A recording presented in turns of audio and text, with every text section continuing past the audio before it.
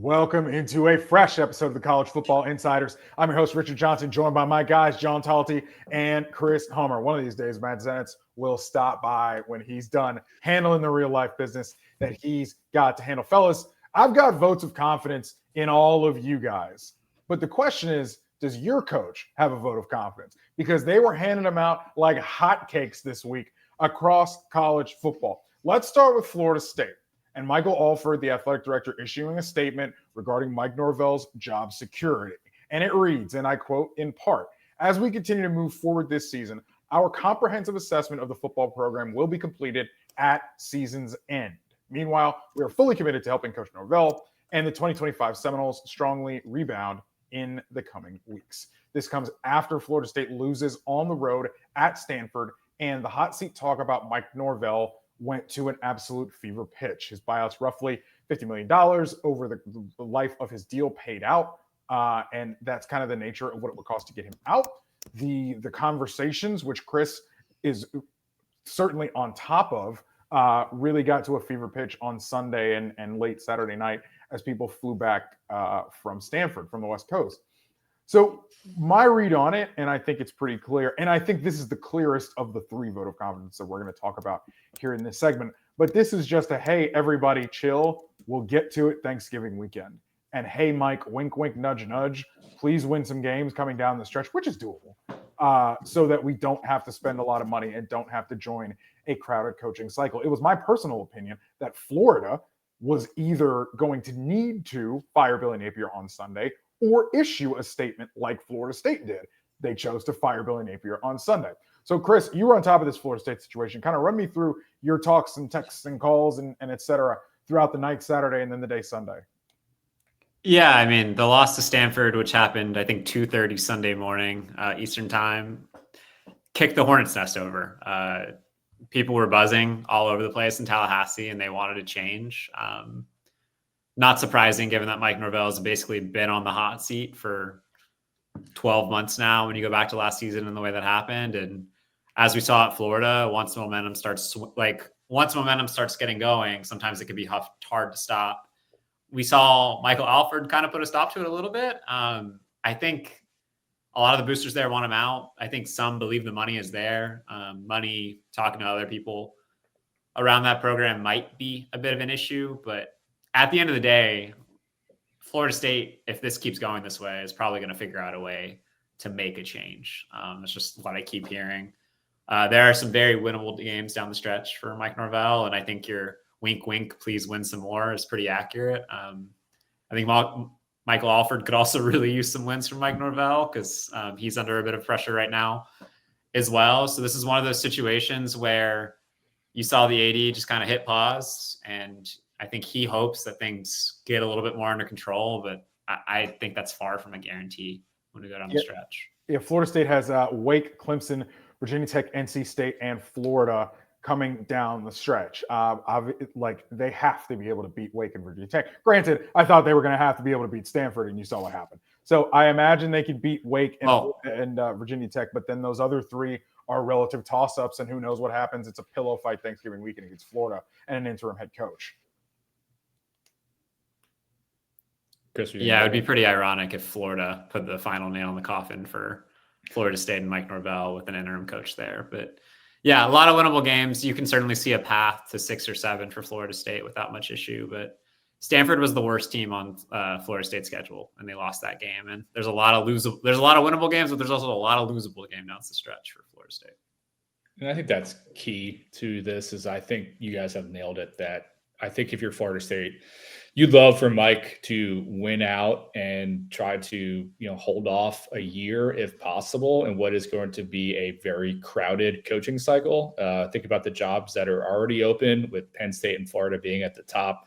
I think there's, we'll get to some other ones. Auburn's another one where I feel like if you're Florida State, you might be competing with those kind of programs. Do you feel like there's a candidate pool out there right now where you can get the guy you want to justify what would be a $80+ million payment to get rid of Mike Norvell and his staff and other people? So I think Florida State right now is trying to calm things down a little bit, trying to not be emotional. And I think, what you saw happening on Sunday was emotions are running wild, right? People are very upset.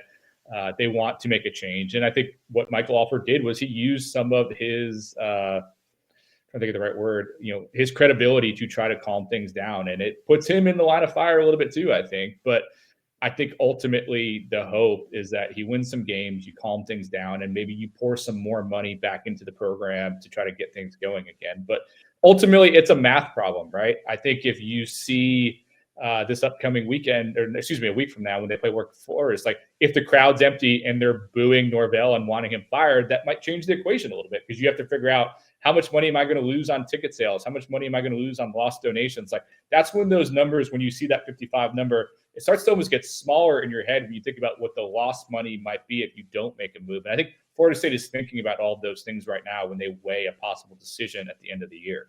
Brand new stadium too, or at least renovations. It's not nice to have that thing be half empty or what have you, like it could be, like it was at the end of the Pitt game, for instance. But John, like your point is something that I want to get Chris's take on, because I think it's a really, really salient point, which is we talk about dumping money into the roster. That's all well and good, but then it's going to be the third year in a row to try to put deodorant on what, Chris, as we've discussed, is the real problem, which is they have struggled to recruit and develop from high school. And so if your high school foundation is shaky, is rickety, it's all well and good to slap portal pieces on top of it. When it hits, it can be 12-0. When it misses, it can be 2-10 or this start.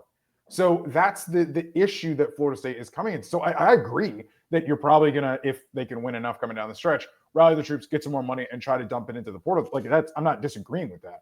I'm just saying, like, they could miss again on scouting and you have another lost year, Chris. Yeah, absolutely. And when I was looking into the Florida State situation over the weekend, I kind of expected Florida State's high school results to be worse, but this is a program that's pretty consistently recruited top 20 classes. You're just not seeing the development play out on the field. And that means you have to go to the portal over and over and over again. And as you said, Richard, that can result in something really good. Like Florida State had something great going in 2023. There were some long-term portal players on the roster, helped establish a really good culture, and they went 13-0. But I mean, I had a note in my story about people openly joking about Mike Norvell telling people to respond over the weekend following the Stanford game, because that had become kind of an open joke in the program. You got to respond. And that got a lot of traction. Yeah.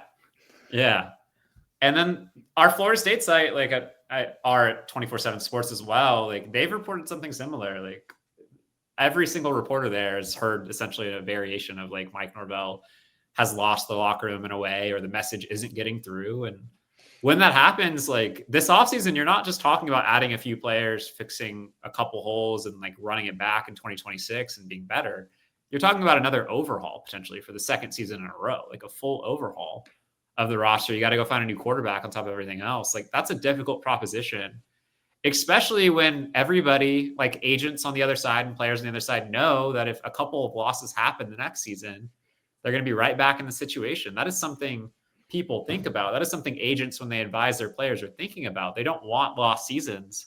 And we've seen what happens in these hot seat situations. You might survive a year, but that doesn't mean you're safe the next year. It just means as soon as a loss or two mounts, it picks up again. And that's a really dangerous place to be in as a program.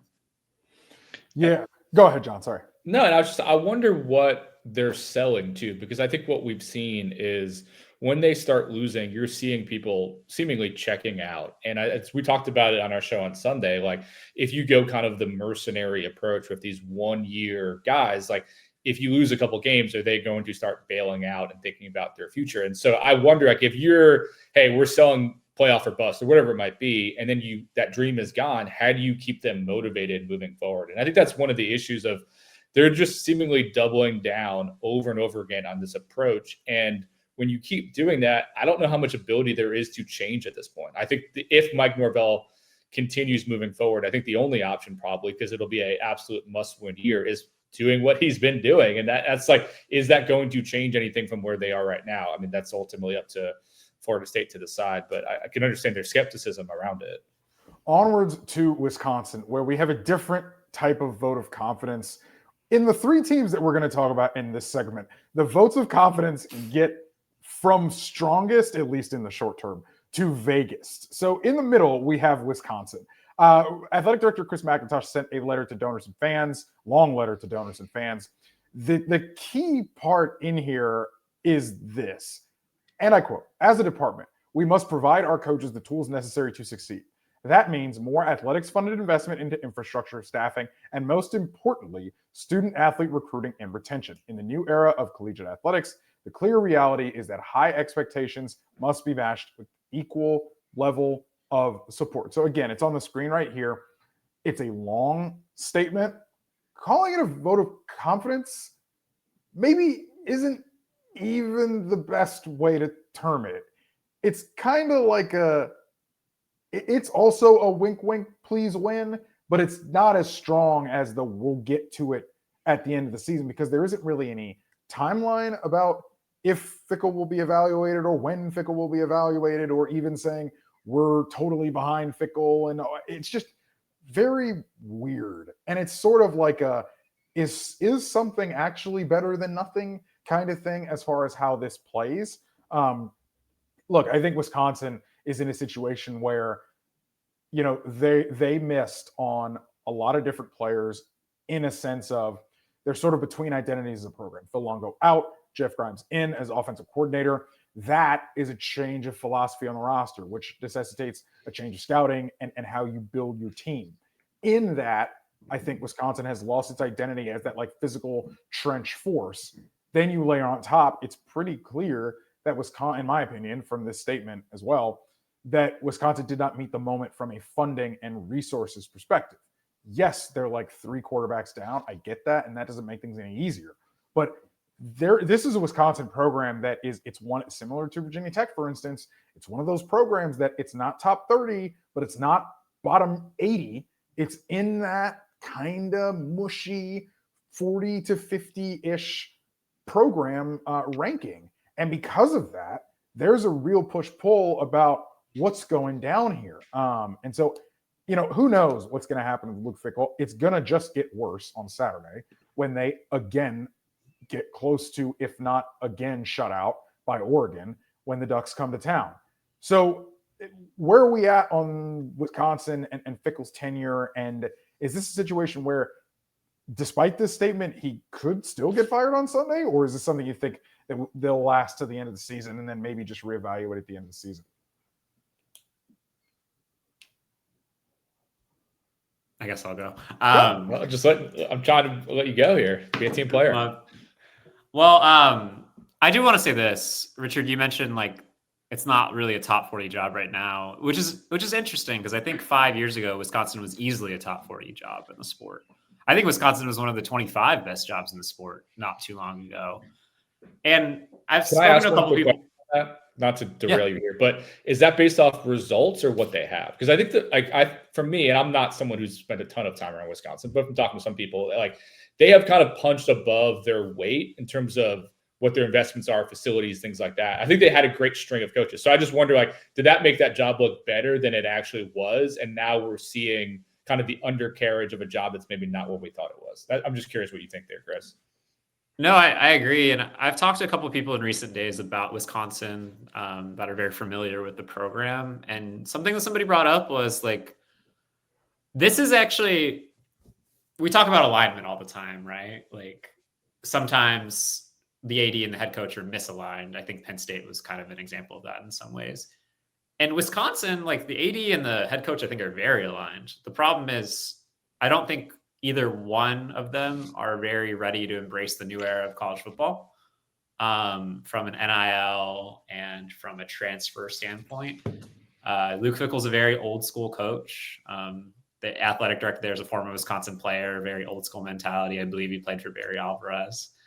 And I think in some ways it has set Wisconsin back in this era beyond the quarterback stuff. Like I've written extensively about that, but like just the idea of embracing what it takes to win in 2025, I'm not sure if that is totally there at Wisconsin in the right way. And I think it's put both Fickell and the athletic director in a tough spot. And I think they're still pretty aligned. John and I talked about this on Sunday's show, but there were a lot of people in the industry like bringing up like, hey, watch Wisconsin. Like this is a job that might be a little more safe than you think. And they want to pour resources into it and give Fickell another year. Am I positive that's going to happen? I'm not. But I think in some ways this comes down to a program that just hasn't been willing to embrace what it takes to win in the new era of the sport. And I'm not talking about rev share. I'm talking about the extra money you have to pour on top of it to compete with the best teams in the Big Ten. Because Wisconsin might have a $15 or $16 million roster with rev share, but that's still half of what 4 or 5 other teams in the league have. And if you're competing with half, you're not going to win very often. The roster that they went up against last week and will go up against this week is double. I mean, it's just, it is double than what they have. Yeah.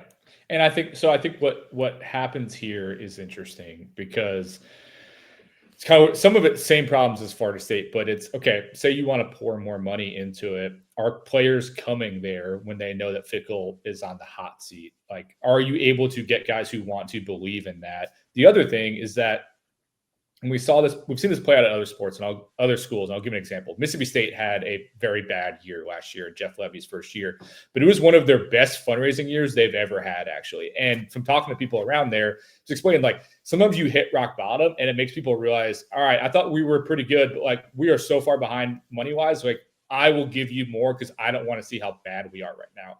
So there's an opportunity there for Wisconsin. But the question is, do you believe in Luke Fickell and Chris McIntosh to be able to deliver results if you give more money? I don't know the answer to that question. I think that would be one of the tricky things is like anytime the idea of let's pour more money into this, where is that money coming from? Are the boosters engaged to give you more money or are they checked out? And that's something that Florida State's going to have to deal with. I think Wisconsin as well is like they have not been spending enough to be at the upper echelon of the Big Ten. But do people want to actually do that now with Luke Fickell? Would you rather say, let's start all over and give the next guy more resources because we realized that we were not spending as much as we needed to? Yeah, Wisconsin is, I don't know, they're in a situation here where it's just very unclear what's going to happen. Like how much do they need? And can you flip it as quickly, right? Because they've got, you can find playmakers, all right? It's not that difficult. But what they're trying to do is find linemen.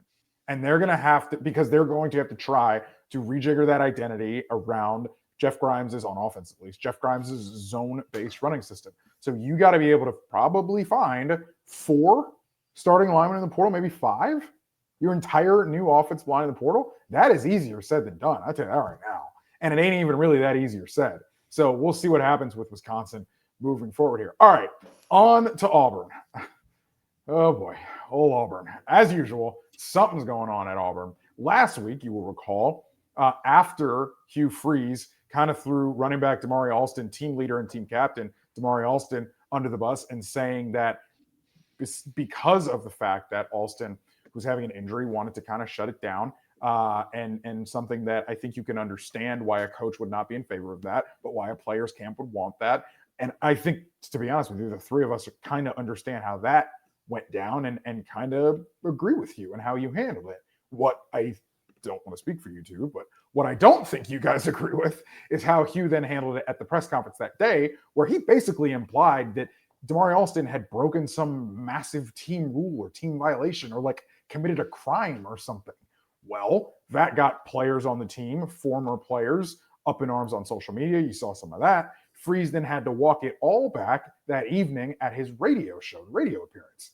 The other thing that happened was athletic director John Cohen was asked about Hugh Freeze's job security and said, and I quote, "Not my expectation at this point about making a change, about getting rid of Hugh Freeze." Well, that was then. This is now. This week, yesterday, Monday, Freeze was asked about if he would like a vote of confidence, sort of after Wisconsin and FSU got a vote of confidence, and he got kind of a half vote of confidence. And Freeze said, and I quote, "It would be huge if he got a vote of confidence."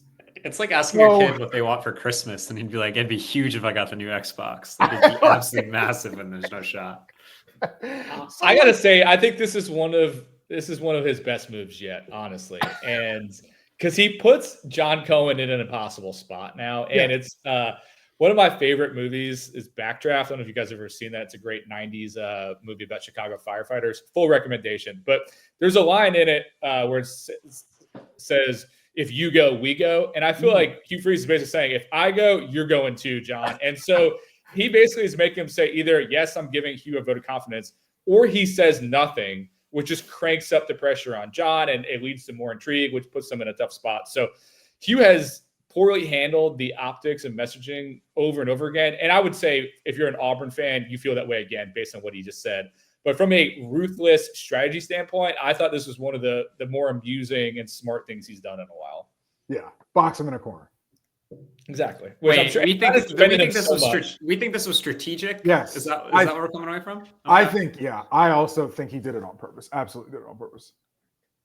Well, what else are you? I'm not trying to play devil's advocate here. Like, Hugh Freeze is a smart man, and he's got smart people behind him. But like, wow, that looks like a '90s movie if I've ever seen one. Yeah, it does. Kurt Russell, baby, Robert De Niro, Billy wow. Baldwin, Right. Scott Glenn. It's got some heavy hitters in it. Okay. Chris, yeah, I absolutely think Hugh did it to kind of. I absolutely think Hugh did it on purpose. I think Hugh did it to stoke it a little bit. But how else are you supposed to answer that question? Like, I think you say you read what John said last week. John doesn't expect to make a change. We're going to get it fixed, and we're going to go out and beat Arkansas. Because the problem for everybody here, is that they are going to play a Bobby Petrino-led Arkansas team. In my opinion, they are going to lose. And in my opinion, if Bobby Petrino gets the chance, he's going to try to run it up on old Hugh. And so he's going to try to make it hurt. And it's going to be embarrassing. And you know the history that Bobby Petrino has with Arkansas kids history class. Bobby Petrino, long story short, it's called Jetgate. And long story short, Bobby Petrino was at one point in time in line to be Auburn's offensive coordinator. And it was a very, very messy saga in the early 2000s. So, and Bobby also has his own job that he is trying to secure and very much needs a victory, particularly this victory, to try to help secure it. So, yeah, Chris, I think when you measure all these things, yeah, I think Hugh did it on purpose. And Rome is burning here, if that makes any sense.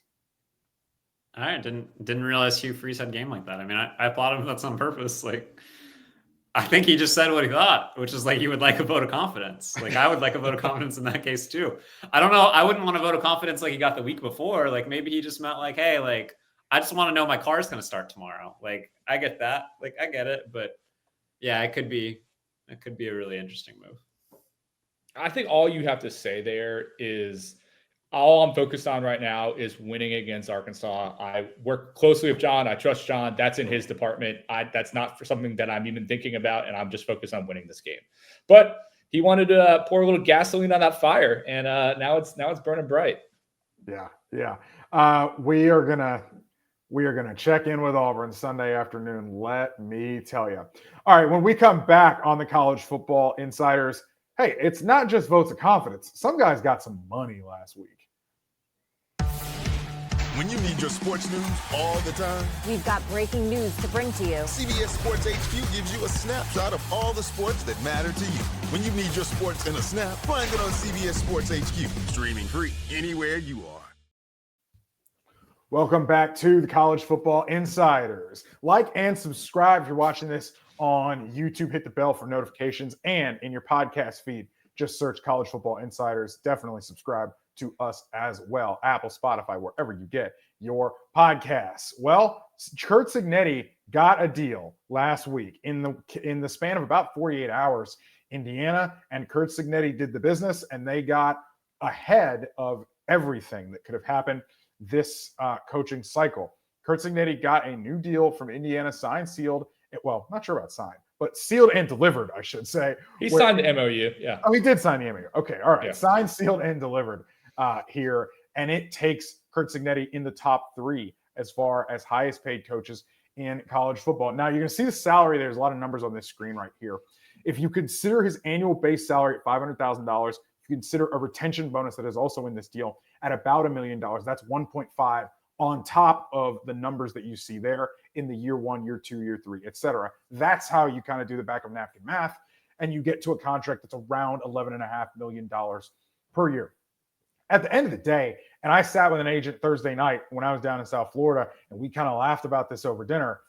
You're kind of thanking Curt Cignetti if you're a representative of any of the coaches that are either at a high-level program or in talks to be at a high-level program this year. That's everybody from James Franklin. That's Pat Fitzgerald, who's sitting on the couch right now. That's obviously Lane Kiffin, Mike Elko, Mike Drinkwitz. Any of those class of guys are looking, and their agents are looking at that $11.5-ish million that Curt Cignetti just signed for and saying, well, that's the floor, or at least that's approximately what it's going to take for this, as I think this is a cycle that's going to reset salaries yet again, because last year we didn't have any movement besides North Carolina at the high-level P4 spots. This year we're going to have a lot of it. Everybody's getting paid. I think if you're a top coaching candidate right now, or maybe even better yet, if you're an agent of multiple of them, you're going to be having a very exciting and fruitful Christmas, Hanukkah, whatever holiday you celebrate in December. You're going to have a good one based on how we expect this coaching cycle to go. And you're right. I mean, some of these guys, what they're going to do is they're just going to play these against each other. And especially, if you're an agent who has multiple pieces to possibly move around the chessboard, you're just going to play them all off each other to keep jacking up the numbers.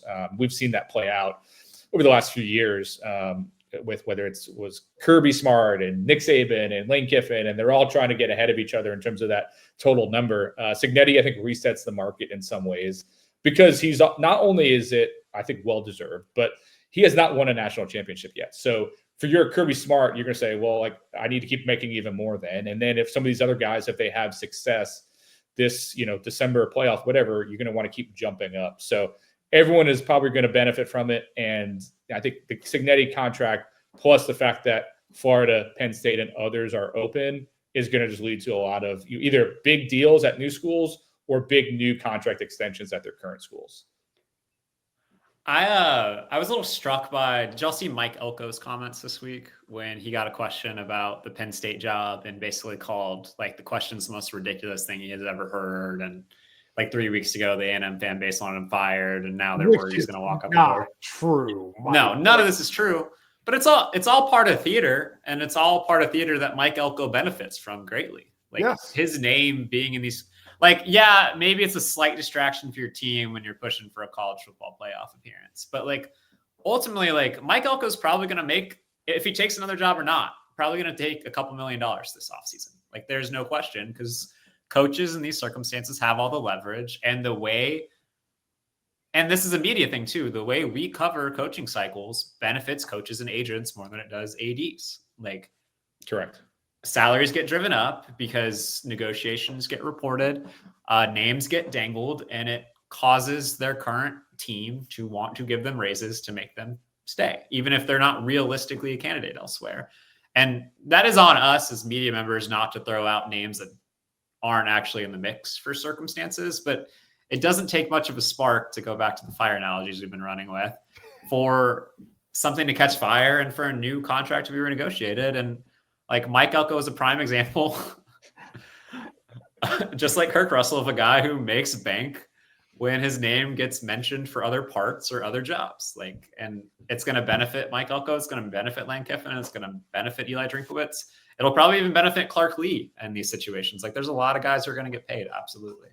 I mean, we get to Marcus Freeman, you get to whoever, you know what I mean? It's going to be a pretty wide range. The other thing is your point, Chris, about specific leverage point. Why is a college football coaching cycle so crazy? Well, it's so crazy because guys can move either laterally the course of, I'm thinking Brian Kelly to LSU or Lincoln Riley to USC. Those are lateral move, or were lateral moves at the time. That literally cannot happen in the NFL. That cannot happen in pro sports. You can't leave a GM job at one team franchise and go to a GM job at another franchise. You can't leave. I mean, theoretically, yes, but contractually, teams have to ask for permission for other teams, or there are real ramifications if they do that. Contractually, you can't leave really for a lateral move in the NFL when you can do that in college. And so it just creates this system where obviously, and then this coaching cycle is also going to be crazy also because the downstream effects, right? Virginia Tech and UCLA, for instance, they go hire a sitting head coach. Well, those schools now then have openings. And those downstream schools now have to go get somebody. And everybody, I think, right now is really looking for a sitting head coach at these high-level roles because of all the uncertainty going on with rev share and all that sort of stuff. The thing that a rational market would take money out of the coach's hands and put it in the roster. A rational market would pay a GM $1 million or $1.5 million to Mike Lombardi money, John, to get a capable, talented GM, and it would take less money for the head coach. But this is not a rational market. You have to play with the hand you're dealt, and this is not a vacuum. This is a market, and because of that, there are certain rules and norms to it, and we can think those norms are dumb and silly and irrational, but at the end of the day, this is what we're in.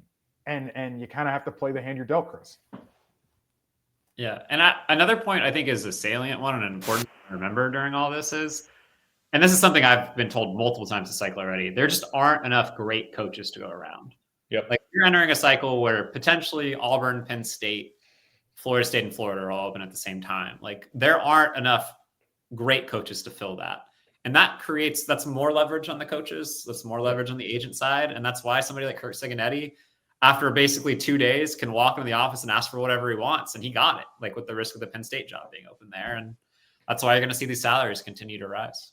Well, I love the way he described it too. I don't know if you saw this clip where he said he was watching film. His AD came in. They spent about a minute talking. He said, "Can I talk to your representation?" He's like, "Yeah, fine," and just went back to watching film. So I don't think he was that worried about it. Very Cignetti. But let's take people behind the curtain for a second here. Like, what is going to happen? And if it's not already happening, actually, it is already happening. Is if you are a top candidate, what you are doing, what your representation is doing right now, is that you are having preliminary conversations with people at some of these open jobs, as you are also negotiating a possible contract extension and raise at your current job. And so what you start doing, and sometimes you truly want to leave, sometimes it's purely leverage, but we've seen you will go, and then maybe you'll go pretty far down the line with a school that you know your client doesn't really want to go to, but you need those contract details to then take them back to create leverage. That's going to happen all the time this cycle because there's not enough good open jobs. There's not enough good candidates for those open jobs. So that's why I think it's so much power in the agents and these clients compared to the ADs. And I think the other thing that's interesting is that Chris was making this point earlier, how you handle it can be beneficial to you. And I can think back to a year or so ago,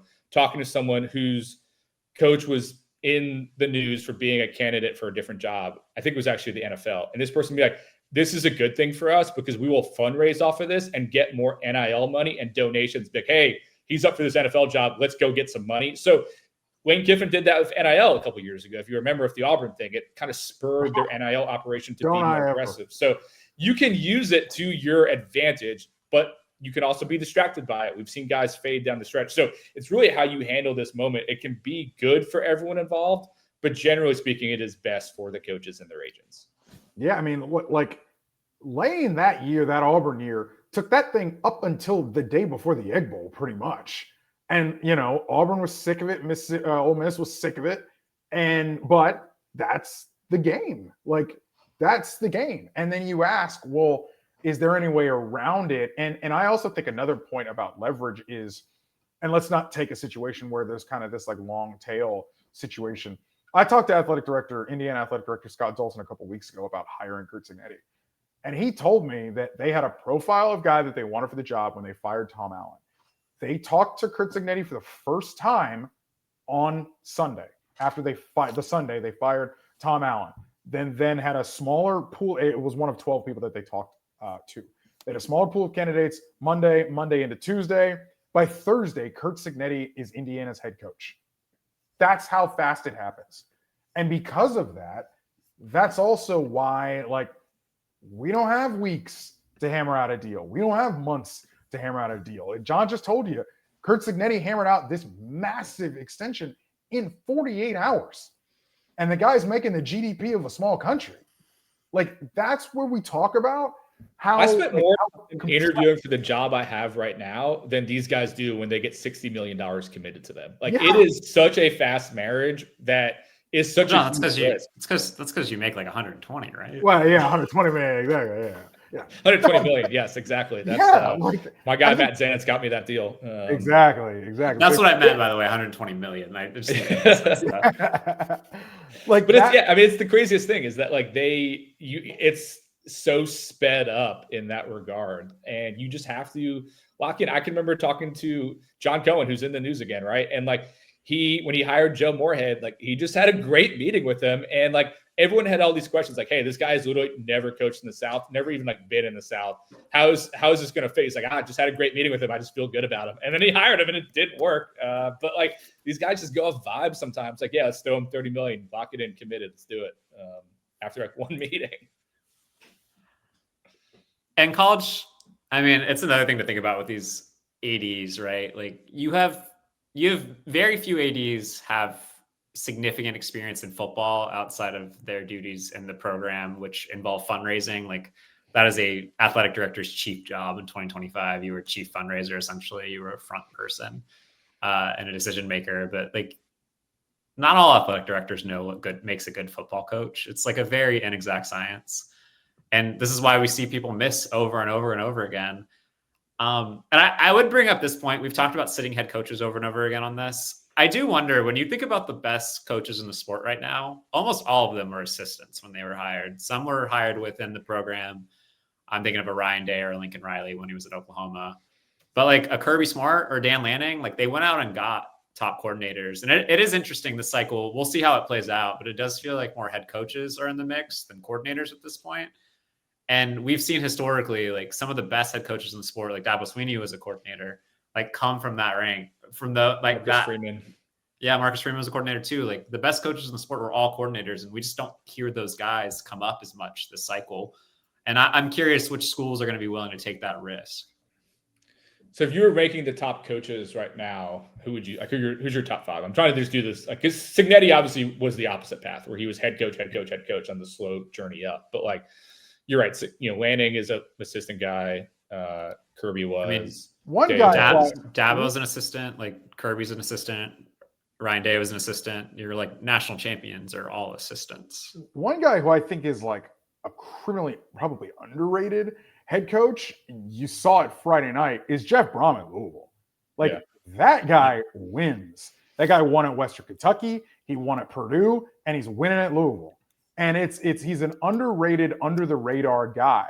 Then you also have a guy like Bob Chesney, for instance, at James Madison, who is a lot like Curt Cignetti, and ironically is at the same place Curt Cignetti was when Indiana hired him, at James Madison. It's a guy who's won at literally, Chesney, every level of NCAA football. He's won D3, D2, FCS, and here at FBS now with James Madison. So, there's something to also winners win. And that was kind of the thing with Cignetti when Indiana went and got him. They wanted a guy who had won championships, or at least competed for them at different levels of college football. And they got one, which I think is just interesting in kind of how that goes. I just looked at it real fast. The top 10, 5, I think of the top 10 right now in college football, 5 were head coaches previously. I think 5 were assistants or first-time head coaches when they're leading their current program. So interesting mix there. Yeah, where we go in this coaching cycle is going to be fascinating, because there will be many, many twists and turns from now until I guess next season, when these guys finally take the sidelines at their new roles. All right, when we come back on the College Football Insiders, we're going to close it out inside the Insiders. Here we go. The 2025 CBS Sports NFL schedule is here. 18 glorious Sundays. He's got his receiver, touchdown! Filled with rematches. Oh, the play of the year! And rivalries. Touchdown, Bengals! Plus, plenty of superstar showdowns. And an epic matchup between the Chiefs and Cowboys on Thanksgiving. Clear your Sundays beginning September 7th for the NFL on CBS and Paramount Plus. All right, let's go quickly inside the Insiders. Chris Hummer on the campus of the University of Texas today. Chris, we bench and arch, we strip and play calling from Sark. How are we doing this here with Texas? Well, I got a story running tomorrow on Texas, and I think that's a really good transition point because I just wanted to read some of the questions that were coming from the media towards Steve Sarkisian and Arch Manning, which is interesting because Texas All-American safety Michael Taff basically chided the media for not being positive enough after barely beating Kentucky in overtime. Yeah, I think but here's a couple. I called that a whatever the score was. I called that a loss to Kentucky. Man, you're not the only one on the Texas Spear that believes that. But so Steve Sarkisian was asked about potentially giving up play calling.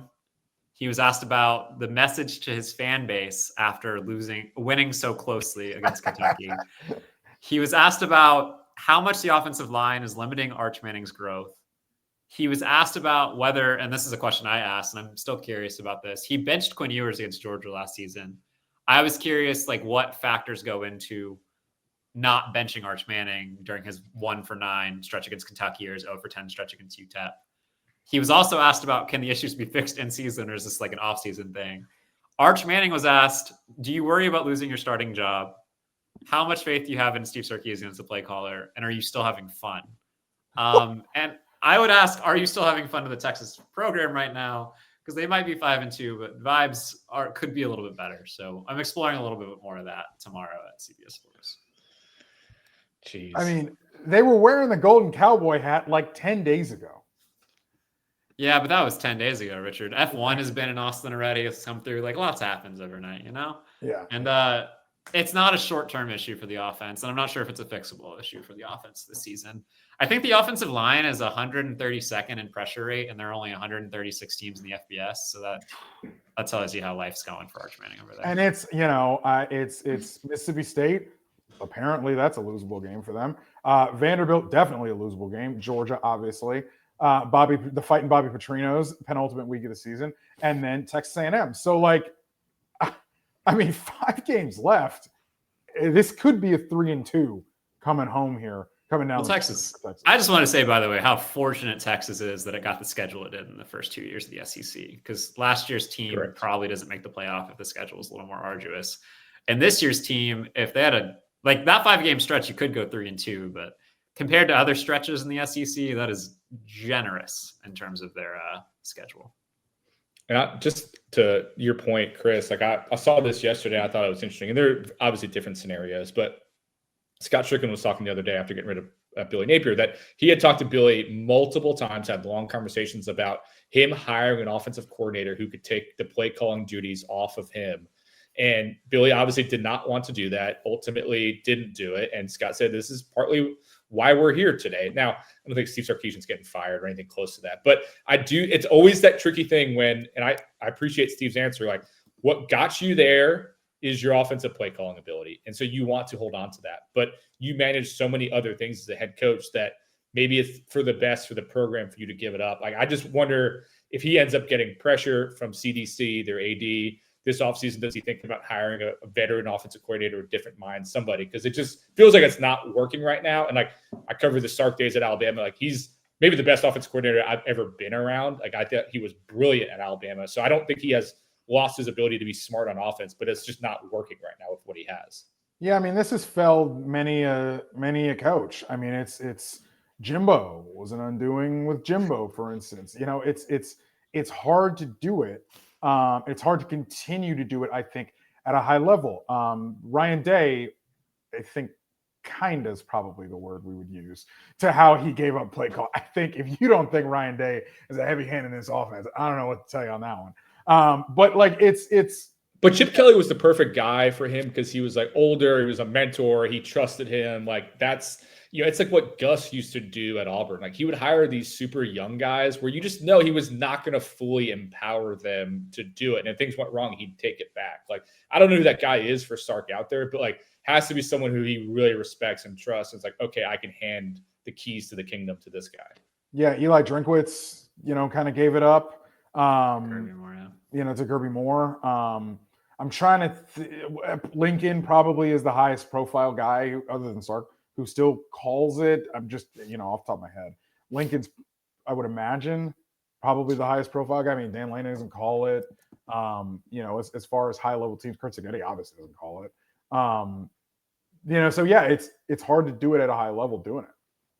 I'd be very surprised to see Steve Sarkisian get, like, I know what he said yesterday. I would be shocked if Steve Sarkisian gave up play calling duties going into next year. Oh, I would agree. I agree too. I'm just, yeah. Yeah, but I could definitely see, like, this has been a very static staff in general at Texas, very few changes. I don't think, like, they haven't been forced to make many changes. They've lost a couple pieces here and there. They lost Tashard Choice, the NFL, for example, their running backs coach this offseason. But I think it's a very strong possibility. You see changes like offensive line, for example, with Kyle Flood, or like AJ Milwee is somebody that's been on a fast rising track at quarterback coach for a long time, but we've seen what happened with Arch this year and with Quinn to an extent last year. Like, if you're looking for changes on Texas's offensive staff, I would look in those places as opposed to who's calling the plays. Because I know people are questioning it, but Steve Sarkisian's had a top 30 offense every year at Texas except this one. You kind of have to trust the guy's history and let him work his way out of that. Yeah, the guy did not forget how to call offense. And I think that there are just a lot of structural things that overlap when you have an issue like this, like Texas has. It's regression at a lot of different places. The thing that I still, I know what I saw last year for Arch in the limited starting roles that he had. And you could say that, oh, well, that was against Mississippi State and ULM, which it was. But, like, it's not like Arch this year performed very well against UTEP and San Jose State. You see, it's more than just Ohio State. It's Arch struggling against opponents that he did not struggle at all against last season. So, Texas, it's a deeper issue what's going on with Arch and what's going on in Texas, but all of these things overlap, and certainly the play calling is part of it. But, if the play calling, if Arch is hitting some of the very short passes that Sark is calling for him to mitigate the fact that their offensive line is struggling right now, I think this offense looks a lot better. And so then it's like, was that on the play caller or is that on Arch? Like, it's at some point in time, assessing accountability, assessing blame gets difficult when it's a 111 thing and the play caller is also kind of in the crosshairs. Well, the play caller, I will say in Steve Sarkisian's defense here, and to your point, Richard, like, the play calling has changed drastically the last 2 weeks. Arch Manning averaged 12.1 yards per attempt, basically depth of target, the first 5 games of the season. That's down to 5.2 the last 2 weeks, the Oklahoma and Kentucky games. So the offense has changed a lot. Like, I think Texas is really leaning on complementary football. They're trying to run the ball more. They're trying to take more time off the clock. They're not pushing the ball as deep as much. Problem is, Arch keeps missing short passes, and the offensive line is just not able to hold up in the run game or to protect Arch Manning. So it's a difficult situation. I'm not entirely sure there is a fix this season. Like, when Nick Brooks gives up 7 pressures a game at right guard, like, he's going to give up 7 pressures a game at right guard at the moment. He's a true freshman that's struggling. And I think it's just one of those things where the offensive line is going to have to get better in the offseason. Yeah. All right, let's talk about a different play caller and a different interim coach situation that we haven't really hit on. You guys are never going to believe this, but Jerry Neuheisel actually isn't the head coach of UCLA right now at the current day and age. I think Jerry Neuheisel is an incredible young coach. It's pretty clear that he is. But I think a lot of people are forgetting that Tim Skipper, in his second year in a row run at interim head coach, he's the one who is empowering all the different systems at UCLA right now to really change things overnight and really turn the page from Deshaun Foster. So, let's go inside UCLA just a little bit, because the Bruins are hot. Curt Cignetti said it yesterday. This is a 3-0 football team. He's treating them as an undefeated football team because of how they've turned the page under Deshaun Foster, or I should say after Deshaun Foster. Yeah, I talked to Tim Skipper yesterday as well, ironically on Texas's campus at the same time. And Tim Skipper told me he can't even believe it's been a month already. He didn't realize it was a month that he's been on the job until I told him that, because it's been such of a blur for him. But, like, I don't think I've ever, maybe there have been, and I just can't remember, but it's hard to remember an in-season turnaround like this. Like, this is a team many people were speculating would go 0-12. And now they technically control their own destiny in the Big Ten, as ridiculous as that is to say. Like, if UCLA wins out, they play for a Big Ten championship, which is inherently ridiculous on the surface when you consider they fired their coach. But, like, it's a possibility, and I'm not picking them to beat Indiana this weekend. They still play Ohio State. But, like, this is a team that is totally transformed. And I think Tim Skipper has a lot to do with that. When I talked to him, he spoke a lot about what's changed for him as an interim coach from one year to the next. He was very likely going to be the guy at Fresno State had things turned out a little differently. I think many in the industry expected him to. They just lost too much down the stretch. And now he has another opportunity. Do I know if Tim Skipper is going to get a legitimate chance to be the UCLA head coach? I don't, but I think he was a really insightful guy to speak with. And there is a unexpected Nico anecdote in there that I think might surprise some people about his role in turning around this season. So I encourage people to check that out when it comes out later this week. It's unclear to me, I think, right now if Tim Skipper can be the long-term answer here.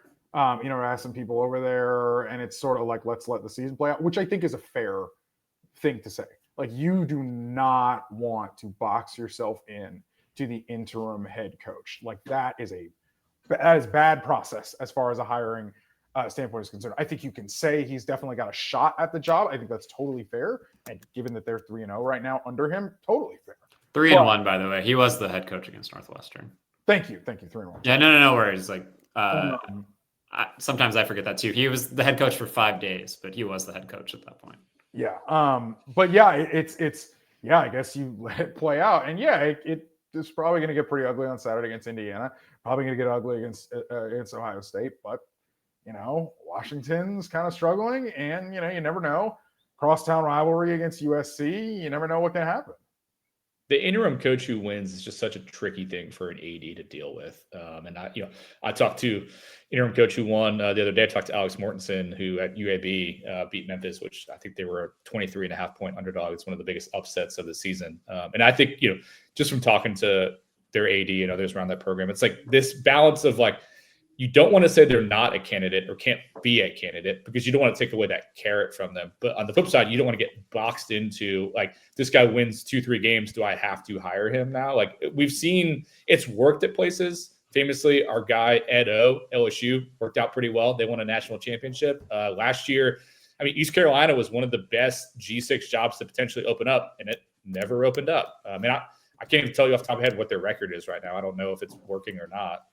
But it's just always, as an AD, you're very happy to see yourself win, but it is sometimes you're like, am I about to get myself boxed into having to hire this guy? And I think Tim's probably 1-2 wins away from you have to really think about hiring this guy, especially if it means keeping Jerry Neuheisel, who has some of the best hair in the game.